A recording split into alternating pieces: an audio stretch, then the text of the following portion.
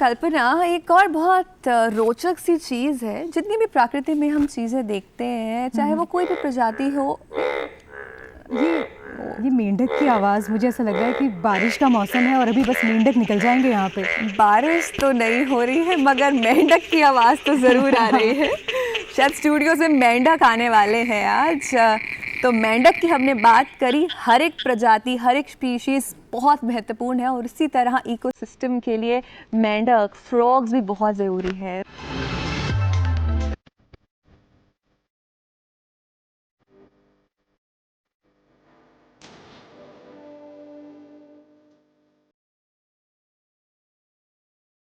हमारे साथ स्टूडियो में एक खास मेहमान मौजूद हैं जो फ्रॉग स्पेशलिस्ट है, जिनको हेपेटोलॉजिस्ट बोलते हैं, doctor robin Suyash, who is assistant professor at Shri Venkateshwara college, Delhi university also. Sir, आपका बहुत बहुत स्वागत है। स्वागत है आपका।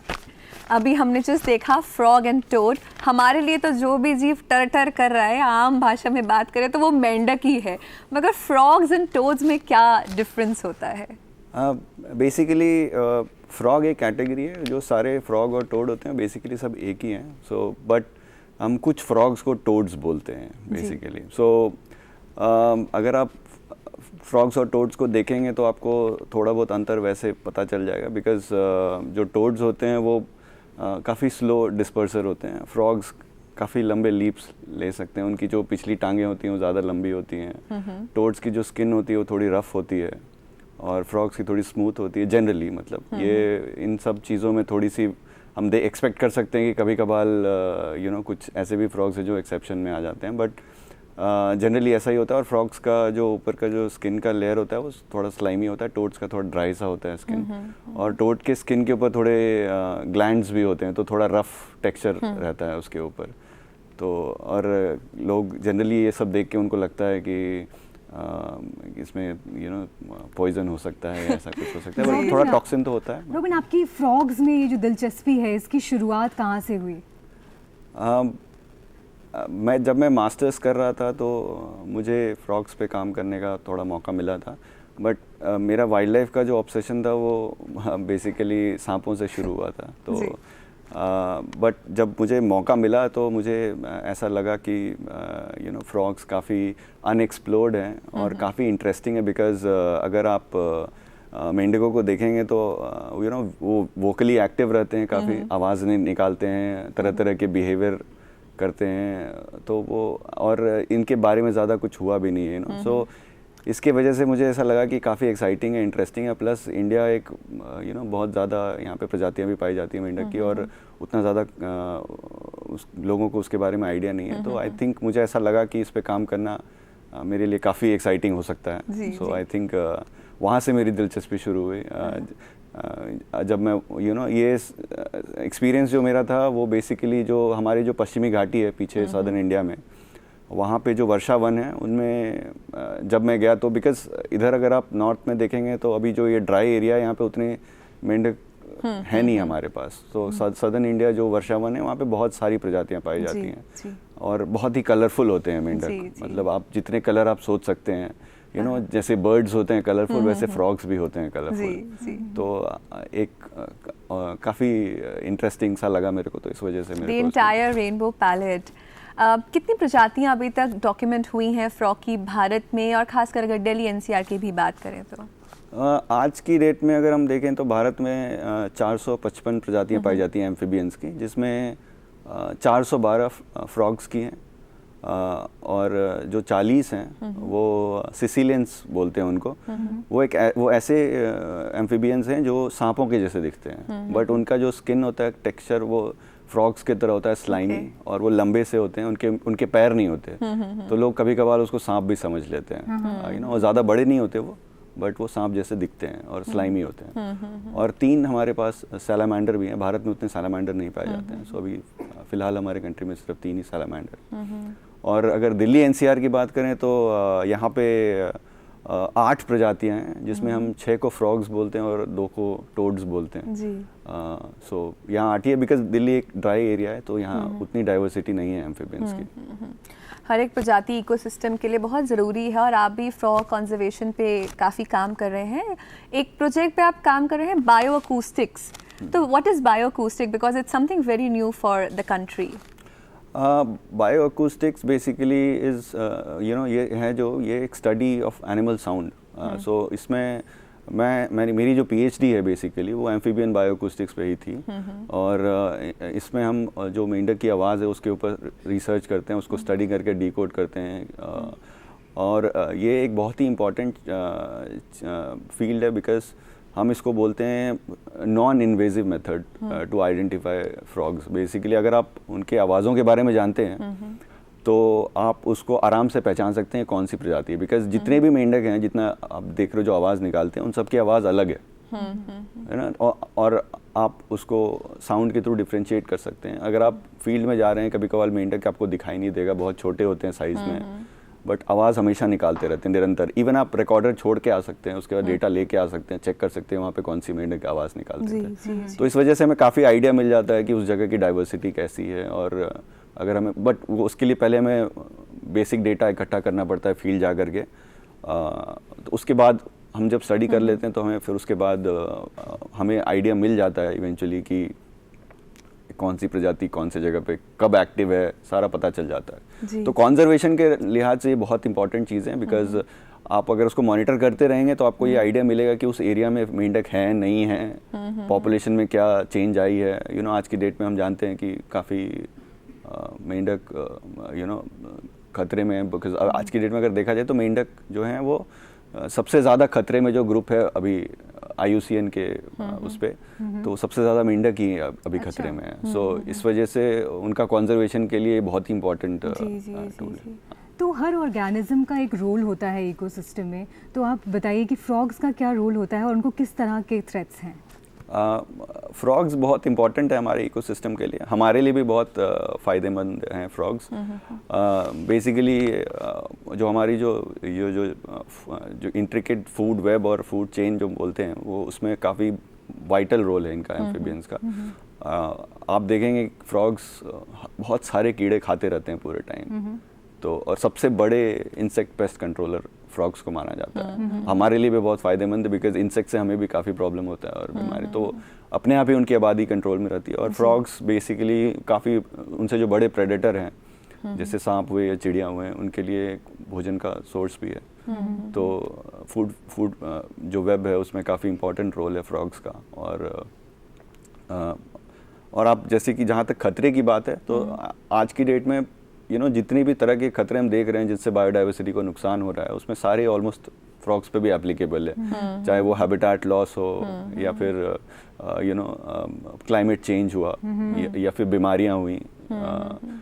सो ये क्योंकि आज एक बीमारी है वो फंगल डिजीज़, किटेड फंगस, दुनिया में कई प्रजातियां मेंढक की उसके वजह से लुप्त हो चुकी हैं और काफ़ी प्रजातियां खतरे में भी हैं उसकी वजह से। और क्लाइमेट चेंज का भी काफ़ी इंपॉर्टेंट अभी आज की डेट में जलवायु परिवर्तन की वजह से मेंढकों के ऊपर काफ़ी बड़ा प्रभाव पड़ रहा है।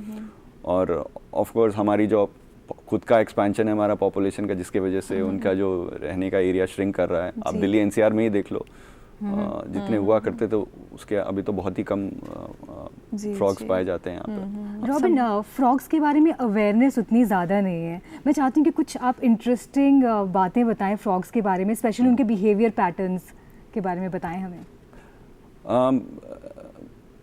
सबसे बड़ी जो समस्या अभी यही है कि फ्रॉग्स लोग ज़्यादातर जानते नहीं हैं। और अभी तक जो हमारे कंट्री में भी जो फेमस फ्रॉग्स दिखाई देते हैं, तो अभी भी बहुत सारे बाहर के साउथ अमेरिका के फ्रॉग्स लोग देख के, बट अभी क्योंकि हमारे जो कंट्री में मोस्ट जितने भी स्पीशीज़ हैं वो पिछले 15-20 सालों में ही हमने उनको ढूंढा है, जो भी जितने भी वैज्ञानिक काम कर रहे हैं उसके ऊपर, तो इसलिए ज़्यादा अवेयरनेस नहीं है हमारे के बारे में। और बिहेवियर के ऊपर तो अभी जब वो मिले ही हैं तो उनके बारे में भी कोई आइडिया नहीं। बट अगर मेरा खुद का एक्सपीरियंस हो तो फ्रॉग्स काफ़ी इंटरेस्टिंग है, बिकॉज